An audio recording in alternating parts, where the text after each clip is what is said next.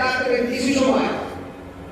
এরপরে সেখানে হযরত জিবরিল আলাইহিস সালাম এবং হযরত মিকাইল আলাইহিস সালাম সেখানে আল্লাহ রাসূল সাল্লাল্লাহু আলাইহি ওয়াসাল্লামকে নেওয়ার জন্য আসেন এবং ওনাকে নিয়ে হাতিমে যান। কাবা শরীফের উত্তর পাশে যে গোল আকৃতি করা যে জায়গাটা আছে ওটাকে হাতিম বলা হয়।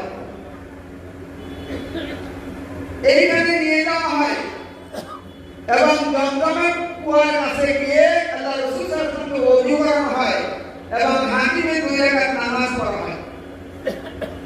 এরপরে আল্লাহ রাসূল সাল্লাল্লাহু আলাইহি ওয়াসাল্লাম মেরাজ শুরু করেন। এখানে আল্লাহ রাসূলকে এই আয়াতের মধ্যে বিআবদিহি বলেছেন।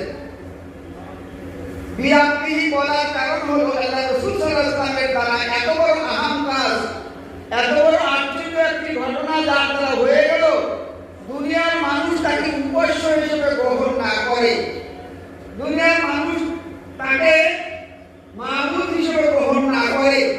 এই জন্য আল্লাহ তাআলা এই আব্দ শব্দ দ্বারা প্রমাণ করে দিলেন যে আল্লাহ রাসূল সাল্লাল্লাহু আলাইহি ওয়াসাল্লাম তিনি একজন আল্লাহর বান্দা। যেমন কালেমা শাহাদাতের মধ্যে আমরা বলি থাকি আব্দুহু ওয়া রাসূলুহু, তিনি আল্লাহর বান্দা এবং আল্লাহর রাসূল। তো আল্লাহ রাসূল সাল্লাল্লাহু আলাইহি ওয়াসাল্লাম এই যে মিরাজ করলেন, এটা কত বড় আশ্চর্য ঘটনা যা আমরা এই বিজ্ঞানের যুগে কিছুটা উপলব্ধি করা যায়।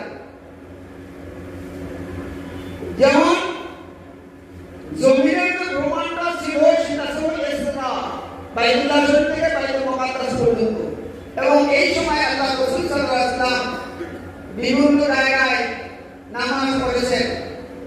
যেমন ইসরা এবং ইসরা মদিনা এবং হযরত মারিয়াম আলাইহিস সালামের সন্তান ঈসা আলাইহিস সালাম যেখানে জন্মগ্রহণ করেছেন, এমনিভাবে বিভিন্ন জায়গায় হযরত জিবরিল আলাইহিস সালামের পরামর্শের মাধ্যমে তিনি দুই রাকাত করে নামাজ পড়েছেন। এবং যখন বাইতুল্লাহ শরীফে বাইতুল মুকাদ্দাসে গেলেন, সেখানে গিয়ে দেখেন সমস্ত নবীরা সেখানে উপস্থিত, সমস্ত নবীদের রূহ সেখানে উপস্থিত, এবং সমস্ত নবীদেরকে দিয়ে আল্লাহ রাসূল সাল্লাল্লাহু আলাইহি ওয়াসাল্লাম তিনি ইমাম হয়ে হযরত জিবরিল আলাইহিস সালাম আযান দিলেন এবং রাসূল পাক সাল্লাল্লাহু আলাইহি ওয়াসাল্লাম তিনি যে সাইয়্যিদুল মুরসালিন সমস্ত নবীদের সর্দার